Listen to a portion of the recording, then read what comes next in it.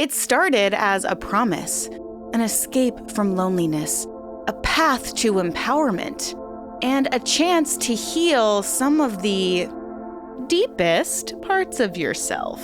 OneTaste called itself a wellness revolution, blending meditation with intimacy to unlock your true potential. But behind the polished branding and spiritual buzzwords lay a much darker truth. Participants drained their savings, employees worked around the clock for little pay, and boundaries, both emotional and physical, were shattered, all in the name of self-discovery. And at the center of it all, a leader whose charisma promised enlightenment but left destruction in her wake. This is the story of OneTaste, the rise, the fall, and the lives left in its wake. So sit back, relax, and take a deep breath. It's time to let the fresh air in.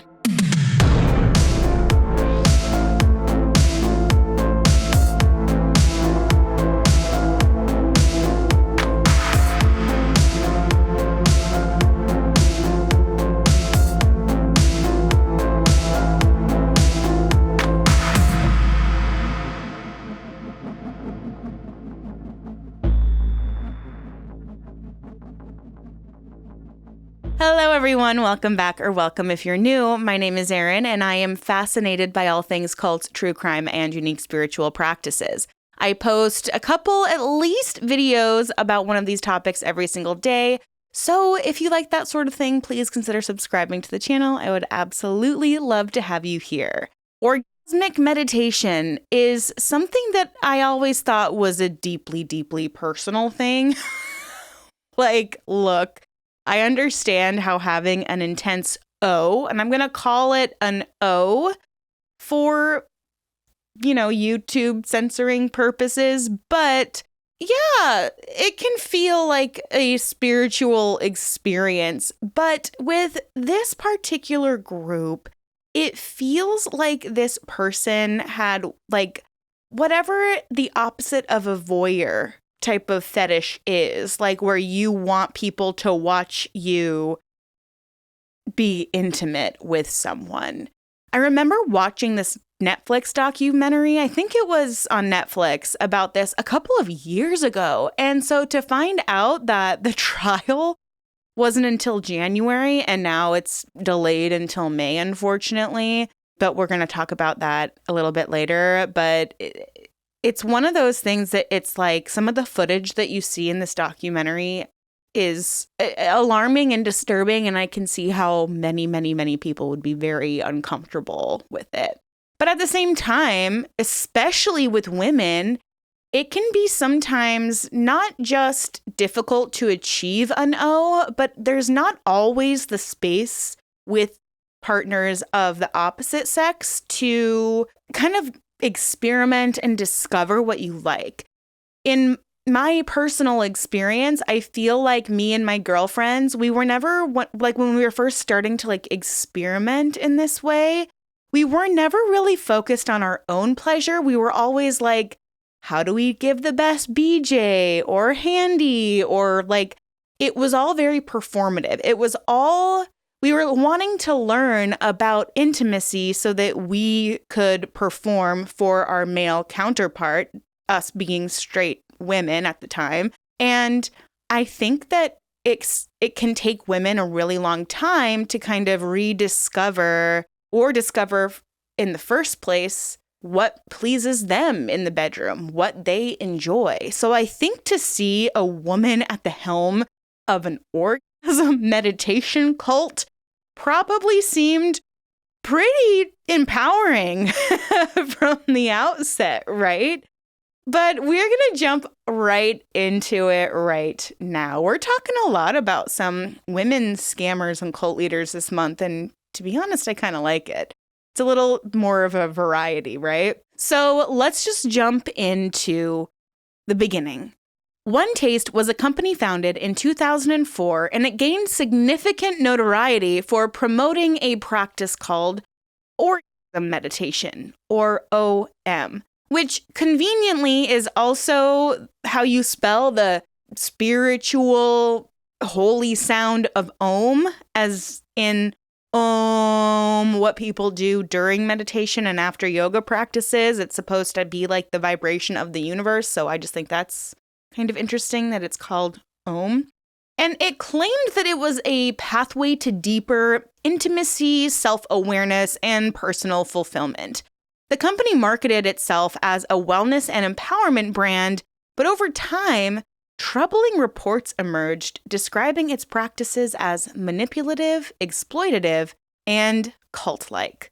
To fully understand the complexities of OneTaste, we need to examine the life of its enigmatic founder, Nicole Daedone. Now, Nicole was born in 1967 in Los Gatos, California.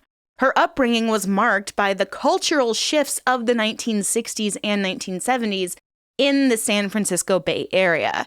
It was a region that was known for its counterculture movements and exploration of alternative lifestyles. I mean, Janis Joplin literally left her town in Texas to go to San Francisco, and that's kind of where she blew up, because it was just full of people, these hippies that wanted to connect with each other and experiment with certain substances and share art. And it was I kind of wish I had lived in that era, because growing up in an era of free love, spiritual exploration, but also a lot of societal upheaval, it meant that Daedone was deeply influenced by the cultural milieu. Surrounding her. Her childhood experiences and family dynamics remain less documented, but it's this mystery, this ambiguity that's really only added to the intrigue surrounding her persona. But as a young adult, Daedone attended San Francisco State University, where she studied art and religious studies. Her academic interests reflected her curiosity about human connection, about spirituality and creativity. And it was during this time that she began exploring various spiritual practices and philosophies. She immersed herself in Buddhism, meditation, and, I bet you could guess, Tantra. Her friends and acquaintances described her as intellectually curious, with a magnetic personality that drew people in. The pivotal moment in her journey occurred in the late 1990s when she encountered a Buddhist monk who introduced her to the concept of conscious sexuality. This meeting, which she described as transformative, planted the seeds for what would later become OneTaste's central practice. She would later recount this encounter as a moment of spiritual awakening, though critics have argued that her interpretation of these teachings became very distorted over time. So in 2004, Nicole founded OneTaste in San Francisco. And of course, this is a city that's known for its openness to these unconventional practices and ideas. I mean, people literally move there to have this kind of lifestyle. And initially, the organization operated out of a small loft where she held these intimate gatherings to try to teach orgasmic meditation, or I should say, meditation. The practice involved a highly structured 15-minute session in which one partner, typically a man, manually stimulated the clitoris of another partner, typically a woman. And these sessions were described as non-sexual meditative acts that were aimed at fostering connection and mindfulness. Now, take that for what you will. I think we'll find out later if all of these people came in pairings already, or if she was like, you're a man with hands, get up there, guys. Let's see what you can do. But it feels like even if I brought my husband to one of these events, I feel like I would be like, I don't know if I want you to manhandle me in front of these strangers. Just, I don't know if it's for me. Or maybe I'd like it. Who knows? Anyways, let's keep on going. Will I be mature through the rest of this video? We shall see. So Nicole's vision for OneTaste was very ambitious. She envisioned a global movement that would revolutionize human relationships and challenge deeply ingrained societal taboos around sexuality. Her rhetoric blended scientific sounding claims about the benefits of OM with spiritual ideas of enlightenment and self-discovery. She often spoke about the power of the O, meaning that it's a source of life energy that, if harnessed properly, could transform lives. Honestly, this just sounds like someone who didn't believe she could have an O and then one day actually had one and was like, my life has changed. I'm finally with a partner that has helped me discover this piece of myself. Every woman is capable of this, and I have to share my knowledge with them, which I, on certain aspects, agree with, because I hate the statistic that women can't be satisfied from penetration, and I honestly don't believe it. I think that that statistic actually means, and I know I have some men who watch the channel, so whatever, not all men, but I think statistically, most women who are unable to achieve a penetrative orgasm have actually never been with a partner that was patient enough to help them explore that side of themselves. Basically, they've been with selfish lovers. In my opinion, based off of the chats I've had with my girlfriends. Because if you don't know what you like, how are you ever going to really tell anyone else what it is you like? And if you've always felt like you're performing for your partner or focused on their pleasure, there's just no room for you to discover yours. Anyways, just make sure your wife, girlfriend, whomever is satisfied. Just give it time. Make sure you put her first. Service her for a change. This is turning into not the video I expected it would be.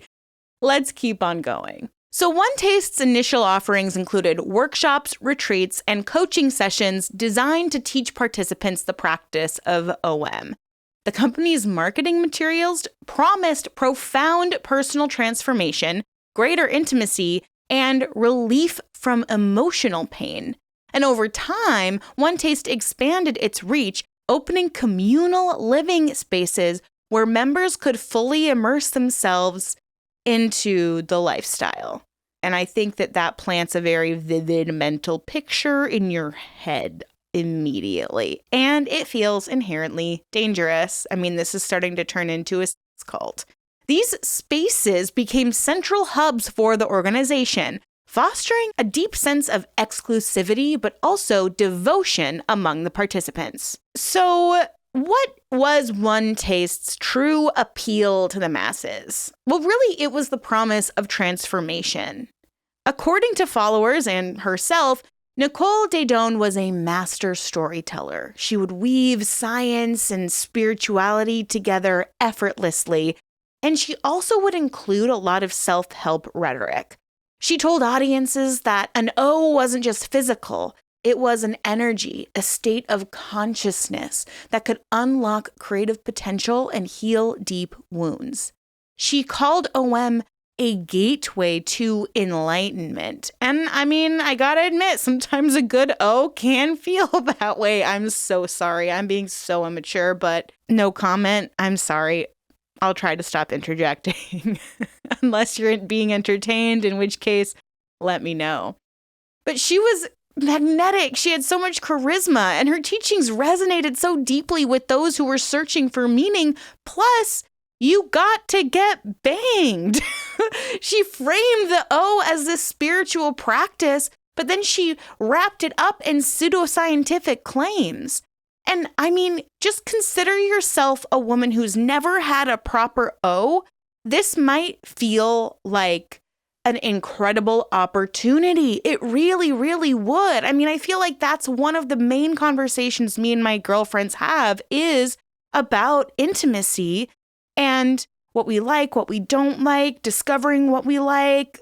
And as you get older, you're exposed to more things. So you just keep kind of, if you're with the right partner, you keep getting to kind of rediscover certain things. Or if you read enough fairy fantasy books, your imagination starts to run wild. And that's something that Nicole would even say, that this practice would rewire your brain and create new neural pathways through the pleasure that people were experiencing.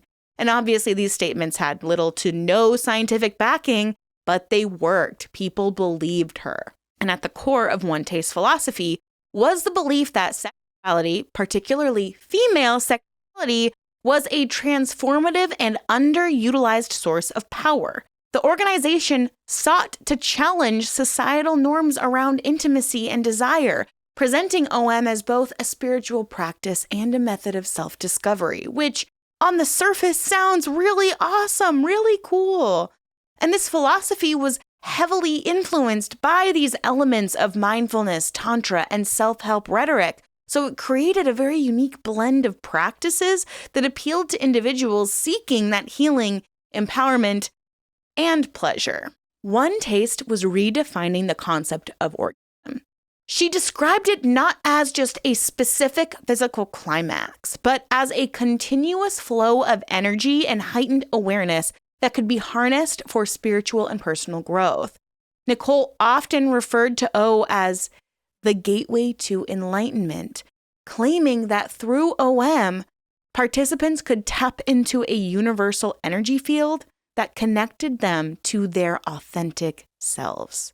Central to this philosophy was the idea that O was more than a physiological experience. It was a state of consciousness. Nicole frequently spoke about the energetic resonance that occurs during OM, likening it to tuning into a higher frequency. She described it as an opportunity to dissolve the ego and experience a deeper connection to one's body, emotions, and even their partner. Participants were told that by entering this state, they could unlock creative potential, heal past traumas, and gain clarity about what their purpose was in life. OM was framed as a practice of mindfulness, where the deliberate, structured nature of the sessions allowed practitioners to focus entirely on the sensations in their bodies. Instructors often emphasized that this heightened awareness could lead to what they described as a full body O, not in the traditional sense, but as an all-encompassing state of physical and emotional release. Former members have recounted how this redefinition of the O felt revelatory at first. Quote, "I thought I had been doing it wrong my entire life. O made me feel like I was finally accessing a deeper part of myself that I didn't know existed. It was like this profound awakening and I couldn't get enough of it," unquote. That's what just one participant said. OneTaste also drew on a lot of Eastern philosophies, incorporating concepts from Tantra and meditation. Nicole would frequently reference ancient spiritual practices to lend credibility to her teachings, even though many critics noted that her interpretations were very superficial or misleading. By framing the O as an energy source that could be cultivated and directed, the organization positioned OM as not just a practice for personal pleasure, but as a transformative tool with a lot of spiritual significance. And to further sell this philosophy, she used pseudo-scientific language, claiming that the OM would rewire your brain and it would make it so that your mind would connect pleasure with human connection or even connection to yourself. And obviously, these claims are largely unsubstantiated, but they resonated with participants because a lot of these participants were eager for some kind of blend of science and spirituality. Quote, "I really believed that I was changing my brain, that I was becoming a better version of myself every time I practiced," one former member shared. This redefinition of O as an energy and an awareness practice was key to OneTaste's appeal.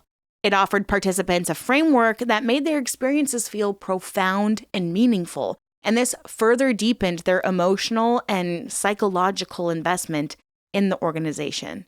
Another cornerstone of OneTaste's philosophy was the idea that true intimacy could only be achieved through radical vulnerability. OM sessions and group exercises often pushed participants to confront their fears and expose their deepest insecurities in front of people while trying to achieve an O.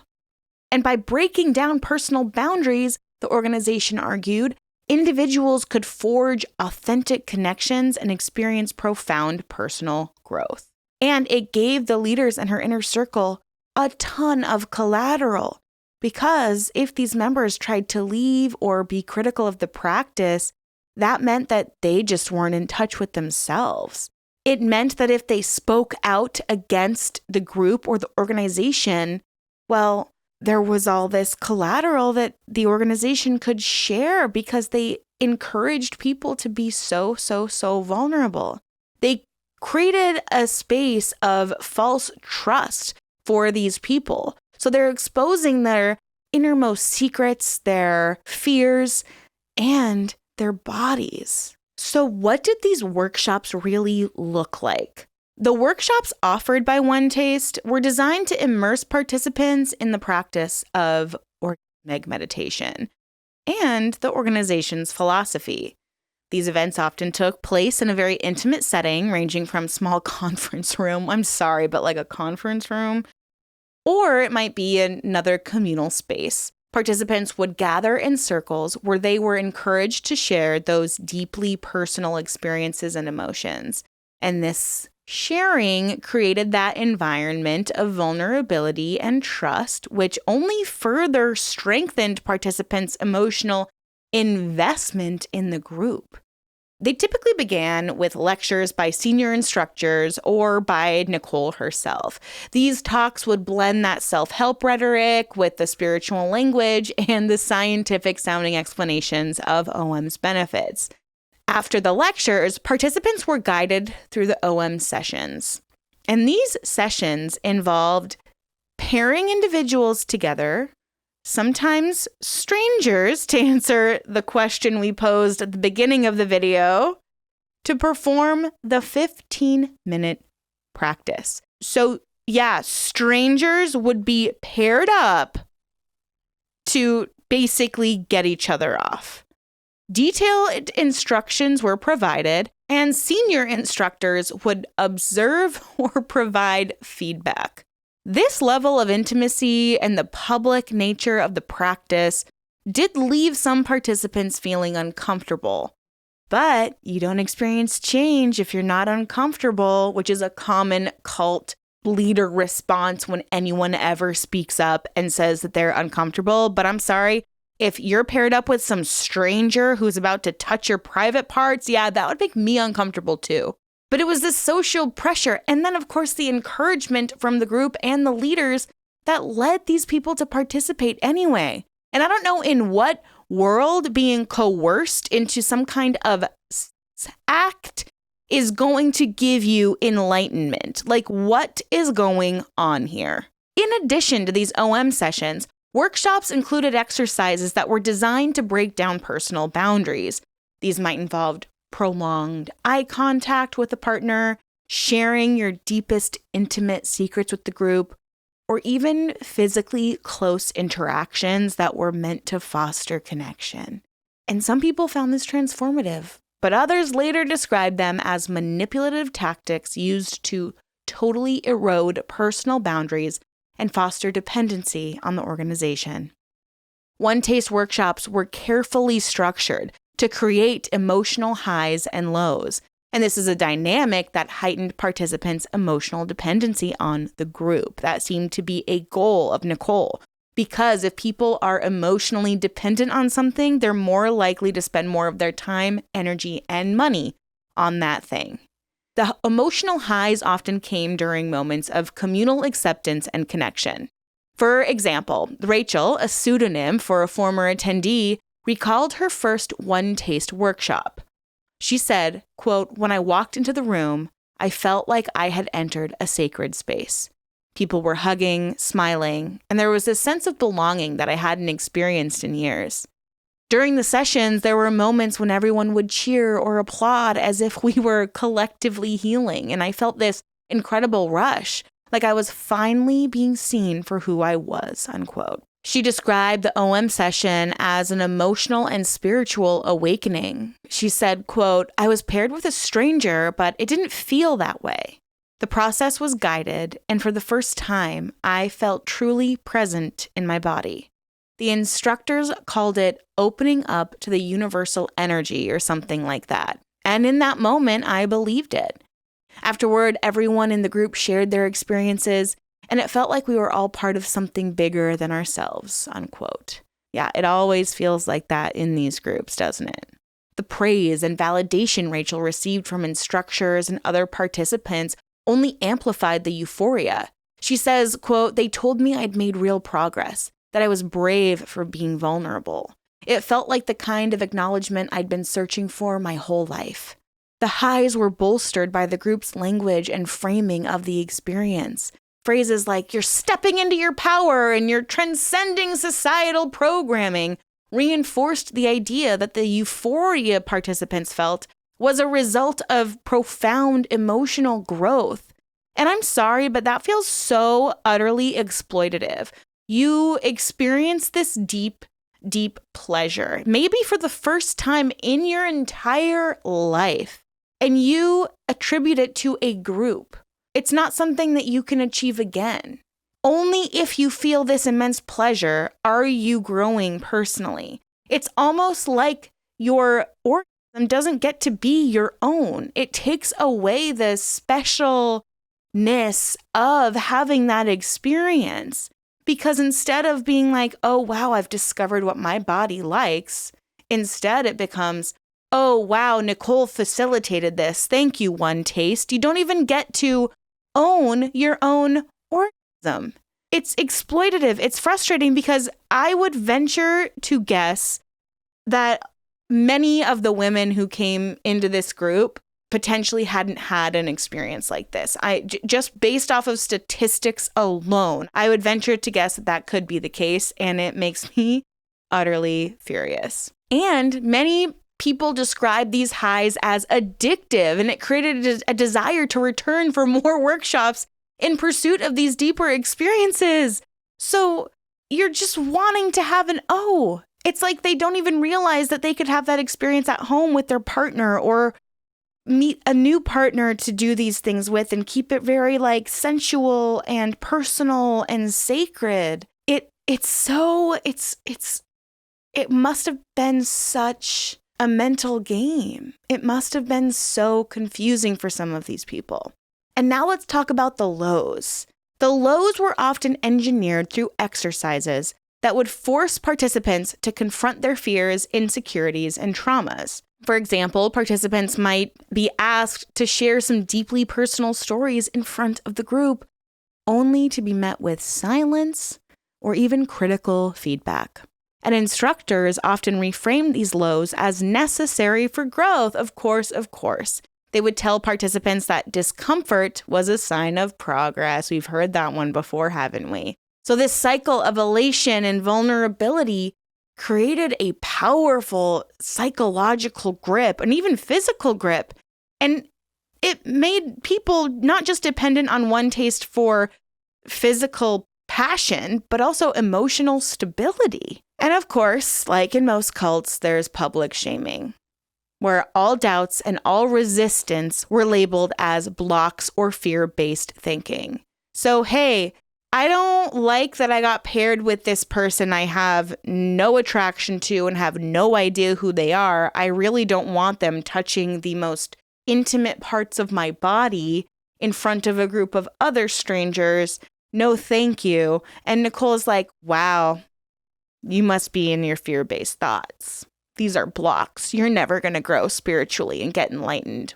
I'm sorry, what? A part of that is trusting your partner. It's just so exploitative surrounding something so intimate. And this public shaming, it left participants questioning their own judgment and increasingly dependent on the group's guidance, but also acceptance. One former member described, quote, "You start to believe that the only way to fix what's wrong with you is getting deeper involved in the system," unquote.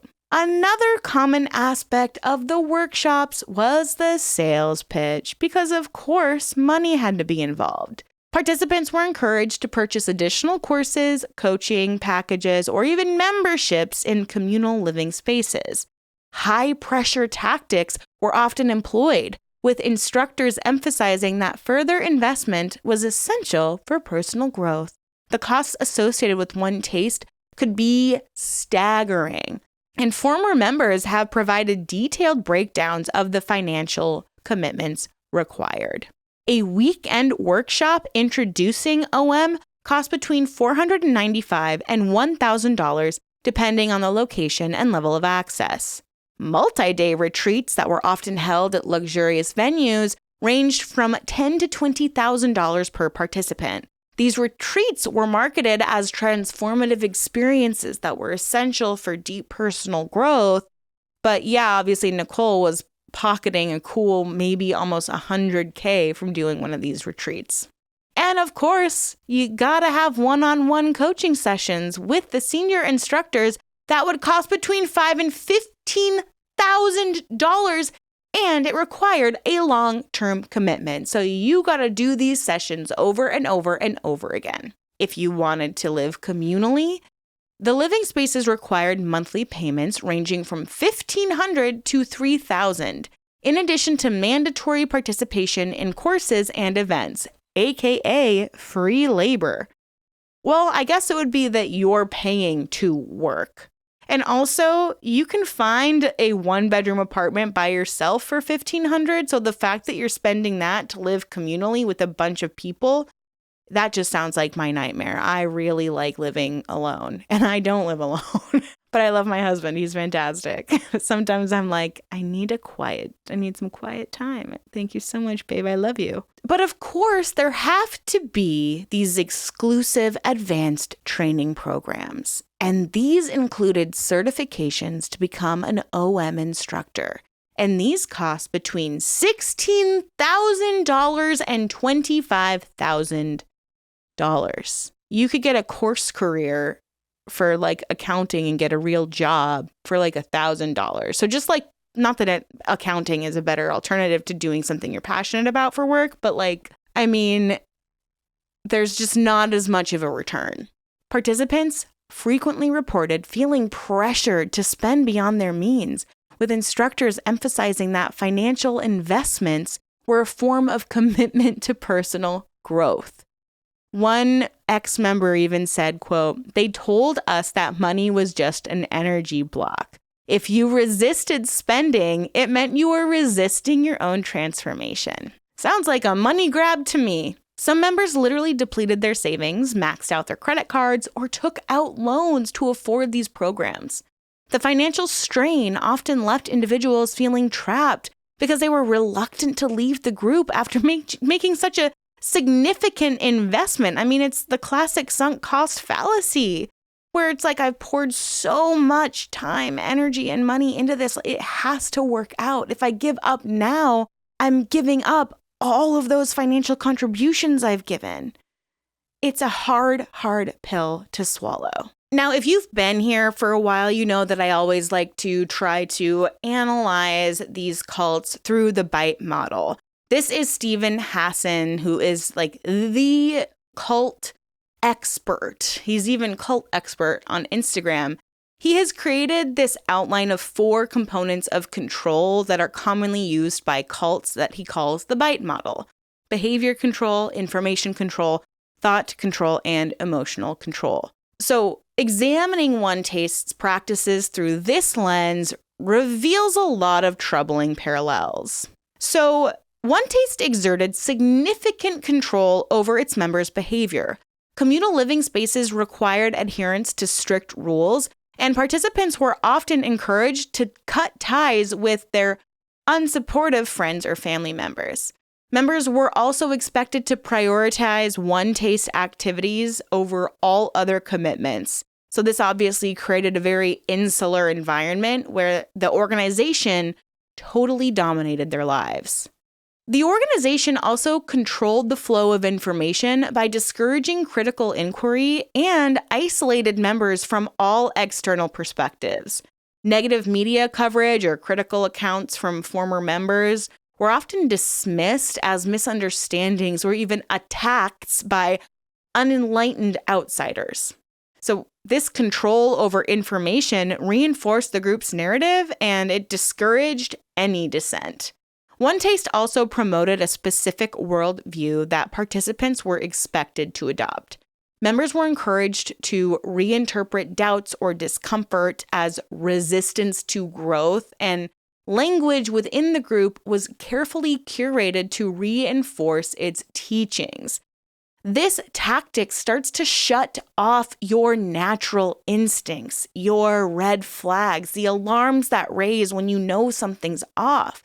It does reprogram your brain so that when you feel those things, instead of being like, I need to get out of here, I need to express myself, I need to speak up, I feel bad, instead you think, I'm resistant because I'm not doing the work enough. I'm going to get caught for having these terrible thoughts. I'm going to get kicked out of this group if they hear what I said. It's like this really negative self-talk that starts happening in your head when your body is just saying, get out, get out, get out. So they would use these phrases like lean into the discomfort or choose growth over fear, and they were used to frame compliance as a virtue. They just wanted to control these people. The organization also manipulated emotions through cycles of praise and criticism. Members were often praised for their vulnerability and openness, but then criticized if they expressed doubts or hesitated to participate in activities. These emotional dynamics created this sense of dependency on the group for total validation and support. But members began feeling trapped. They started to feel like they were in a cycle of self-doubt and desperation. Their sense of worth eroded by a system that promised healing but left you fractured. For years, members and employees carried their experiences in silence until something broke the dam. And it started with whispers. Former members confided in close friends about what they had endured. The constant pressure to conform, the financial drain of exorbitant programs, the invasive intimacy, all of it began to weigh heavily on those who had once believed in OneTaste's promise of transformation. But for many, the final straw wasn't just the personal toll. It was the realization that others were still being drawn in. They saw the same high-pressure sales tactics, the same boundary-pushing exercises. People were mortgaging their futures for a system that they believed was exploitative. And someone had to speak up. One ex-employee, Hazma Tayeb, described the grueling hours and relentless demands placed on staff. They said, quote, "You were told to give everything to the mission, but the mission wasn't what it seemed," unquote. Another former member revealed feeling coerced into sexual situations and even pressured into marriage to secure her visa. "It felt like my boundaries were systematically dismantled," she shared.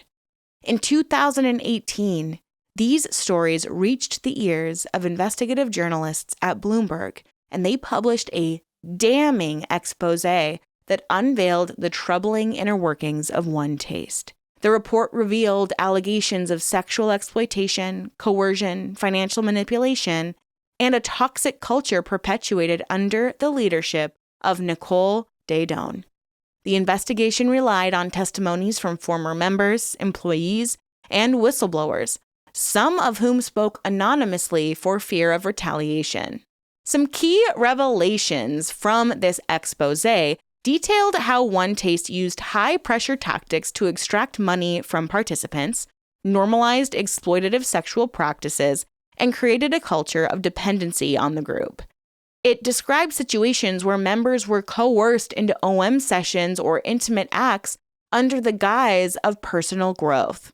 For instance, women were reportedly encouraged to perform OM sessions with paying clients framed as part of their training or spiritual service. Yeah. Former employees alleged that financial goals often took precedence over the participants' well-being.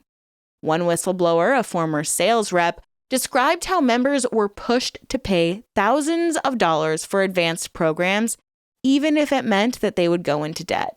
Quote, "We were told to frame financial resistance as a psychological block. The goal was to get them to spend more no matter what," unquote. It's just disgusting. The article also highlighted how OneTaste functioned with cult-like dynamics. Members were reportedly encouraged to sever ties with friends and family who questioned the organization. Critical media coverage or dissenting voices were dismissed as attacks. And of course, there's the toxic workplace culture. This was a recurring theme among former members and employees. Nicole was described as charismatic yet erratic and ruled with an iron fist. Many former staff members recounted being subjected to unpredictable outbursts, verbal abuse, and a high-stress environment. One ex-employee told Bloomberg, quote, "You never knew which version of Nicole you were going to get.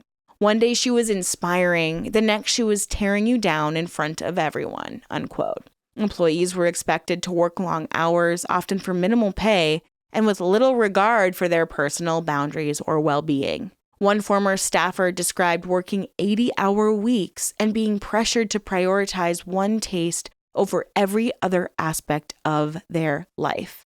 It wasn't just a job, they said. It consumed your entire existence. You were told that if you weren't giving 100%, then you didn't believe in the mission.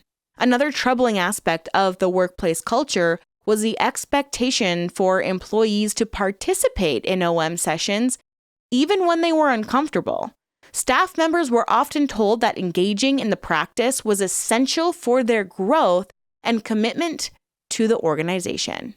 There was no room for dissent, a former employee shared. If you didn't want to participate, it was framed as you having a block or being resistant to the teachings. Financial pressure was another source of stress for the employees. Sales teams were given aggressive quotas to meet, often using high-pressure tactics to convince participants to invest in additional workshops, retreats, or coaching packages. The environment also fostered that isolation and dependency. Employees couldn't talk to friends or family. You felt like the only people who understood you were inside OneTaste.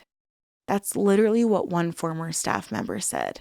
And they said it made it so much harder to leave, even when things got really bad. For many employees, the toxic culture took a significant psychological toll. One former worker summarized their experience as, quote, "It was a cycle of being built up and torn down. You'd feel like you were part of something groundbreaking one moment, and the next you'd feel worthless and disposable. It was exhausting." The revelations about the workplace culture were a key element of the 2018 exposé, and it shedded light on the systemic issues within OneTaste that extended far beyond its workshops and programs. One former member shared with Bloomberg how they felt trapped within the organization. Quote, "You're constantly told that if you leave, you'll be abandoning your true self. It's incredibly hard to break free when your whole sense of worth is tied up in their system," unquote. Another individual revealed the psychological toll of their time in OneTaste.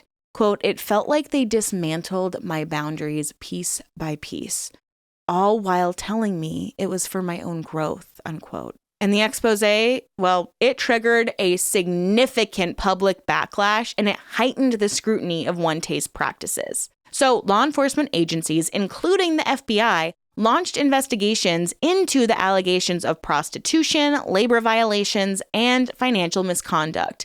These investigations painted a very clear picture of the issues within the organization and further fueled its decline. Former members came forward with allegations that OneTaste operated in ways that blurred ethical and legal boundaries.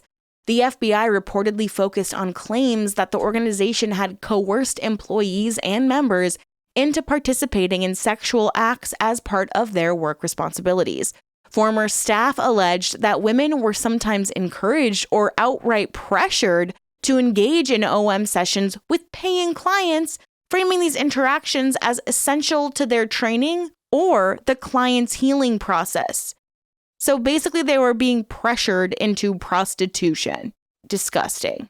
There's also the issue of labor violations. The investigations also examined claims of exploitative labor practices. Employees reported working extremely long hours for little or no pay under conditions that one former staff member likened to indentured servitude. Quote, "You weren't just working for OneTaste, you were living it. Every moment of your day was dedicated to the company, and you were told that questioning it meant you weren't committed to your own growth," unquote. OneTaste's aggressive sales tactics also became a point of focus. Investigators looked into claims that the company used manipulative practices to extract large sums of money from members, many of whom took on significant debt to afford those workshops, retreats, and coaching practices. Former participants described how the organization framed financial sacrifice as an essential part of their journey. Quote, "They made you feel like if you didn't spend the money, you didn't really value your own growth," unquote. The public revelations and legal scrutiny had a devastating effect on OneTaste's reputation. Once celebrated in media outlets as an innovative wellness company, the organization faced widespread condemnation as more former members came forward with their stories. Nicole Daedone, who had been the face of the company, largely retreated from public life following this exposé, further fueling speculation about the group's internal collapse.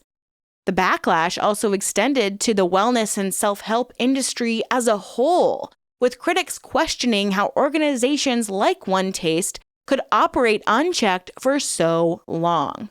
And the fallout prompted renewed calls for greater oversight and accountability within the industry, particularly for groups that offered intimate and transformative experiences. Amid mounting legal and financial pressure, OneTaste significantly scaled back its operations. The communal living spaces were closed, in-person workshops ceased, and many of its former staff members distanced themselves from the organization. And while OneTaste no longer operates in its original form, the company has attempted to rebrand under new names and initiatives, continuing to promote OM-related teachings online. In a recent article, I even saw that allegedly Nicole Daedone says that she will continue this work once she gets out of jail. Yeah, the delusion is just living in that woman. So let's talk about how the members left the group, because leaving OneTaste was not easy. The organization's emphasis on community and personal transformation made it really difficult for individuals to extricate themselves without feeling like they were abandoning their true selves or losing their support system. However, over time, some members began to question the organization's practices and even leadership. One survivor who shared their story is Daniel, and Daniel joined OneTaste after hearing about OM on a podcast. Initially skeptical, he attended a weekend workshop and was surprised by how emotional the experience was. He said, quote, "I'd never been in a space where people were so vulnerable. It felt like I had found my people," unquote. However, as Daniel became more involved, he noticed very troubling dynamics.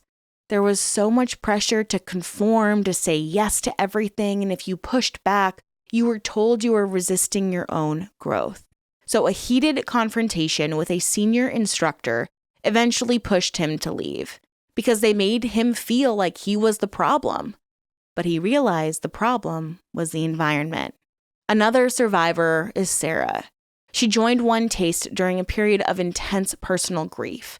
She described feeling hooked by Nicole's charisma and the community's apparent warmth. She thought she'd found a place where she could heal. However, Sarah soon began questioning the organization's methods. Quote, "It felt like everything was transactional. They called it growth, but it was about control," unquote. She left after reading online accounts from other survivors and says it was like a light bulb went off. "I realized I wasn't alone, and that gave me the strength to walk away." And this just speaks to how challenging it is to not just leave a group like this, but to speak out about being in a group like this. Cult victims and survivors are oftentimes met with shame, and that's just so unfair. It's just so unfair. If you don't understand that, single person's story, how they got into the cult, what they were dealing with before getting in, you really, really just don't have any space to judge. Every person's situation is individual. Everyone who gets involved in a group like this is just looking for something to make their lives better. So to shame them when they're so brave to come out, it's disgusting to me. And these people who have come out and shared their stories, they're helping so many other people get out of cults. And sharing their stories, being brave enough to get out of a cult and tell people about your experience, it helps so many people. So I'm so grateful for every survivor that has spoken out, even if they had to remain anonymous because they're scared of retaliation. What happened in the years following OneTaste's decline? Well, Nicole became the focus of several federal investigations into the organization's practices. The investigations culminated in June of 2023 when Nicole and Rachel Cherwitz, OneTaste's former head of sales, were charged with forced labor conspiracy. The indictment alleged that Daedone and Cherwitz coerced employees and members into providing unpaid labor and engaging in unwanted sexual acts under the guise of personal growth and healing. Nicole surrendered to authorities in New York and pleaded not guilty to the charges. She was released on a $1 million bond secured by her mother and a former OneTaste associate. The indictment accused her and Cherwitz of using psychological and emotional manipulation to compel participants into compromising situations, including laborious work conditions, financial exploitation, and intimate activities they did not consent to freely. One whistleblower described the environment under Nicole as, quote, a system designed to exploit vulnerability, where every boundary you had was systematically dismantled, unquote. Reports indicated that the leadership used methods such as constant surveillance, public shaming, and indoctrination to maintain control over members and staff. Now, Nicole's been awaiting trial. It was supposed to start last month, actually, but no thanks to this new administration and all of the federal things that he is doing or this administration is doing. There was just a dismissal. Like, one of the lawyers asked for a dismissal, but that was denied, but the trial was pushed back into May. So let me know if you want me to cover the trial. I've wanted to go live and cover a trial on my channel for a while. So let me know if that's something that you would be interested in. But while Nicole awaits this trial, the organization itself has attempted to rebrand and continue teaching on online platforms. And critics are actually very, very concerned that this might replicate some of the harmful dynamics of the past. And legal experts and former members continue to raise questions about the lack of oversight in the wellness and self-help industries, citing OneTaste as a case study in how such groups can operate unchecked for years. So what do you think about this case? I can't imagine, just because I'm so, I always kind of joke that I used to be a prude. And one of the jokes I like to make is a freak in the streets, vanilla in the sheets, just because that part of my life is so personal to me, even though my sense of humor is really disgusting and very sexual. But I can't imagine being someone that wants to be more vulnerable, get some spiritual guidance. You're passionate about your self-development, and you go to a place where you think you're going to get all of that and you're paying to be there. And literally every potential boundary you've ever had or could have gets broken down. And what I can't help but think about is the ongoing confusion of intimacy that people who were involved in this group must experience. Because it must be so confusing to go into another intimate setting and not know for sure if you're ready to do it, if you want to do it, if you like it. I feel like it could lead people into situations where they end up getting I'm getting emotional, but they end up getting SA'd because they don't know how to say no because this woman stripped them of their voice. Things like this it makes me so incensed when people focus on money in this way, because it has such a big negative impact on people's lives for years and years and years and years. And it just makes me wish people saw the bigger picture more, because everyone involved in this group is going to still has so much healing to do. I mean, this is recent. So I would love to hear your thoughts about this case. Thank you guys so, so much for watching. I hope it didn't come across as insensitive at all when I was making jokes earlier. That stuff's directed at the leader, not at the individuals who are involved in the group. This is why sometimes I don't want to be as like snarky and I just read the words in my script, because I don't want to come across as insensitive. But it's like laugh through the pain sometimes. I don't know. But let me know what y'all think. And thank you guys so much for your support on this channel. I really, really, really appreciate y'all. I appreciate your patience. I appreciate you sharing your thoughts. I appreciate you always giving me great feedback and helping to educate me more, because that only makes me better. So thank you guys so much. I really appreciate you. And with all of that being said, I know I can ramble. Stay safe out there, ask questions, and always stay skeptical. I will see y'all soon. Thank you. Bye.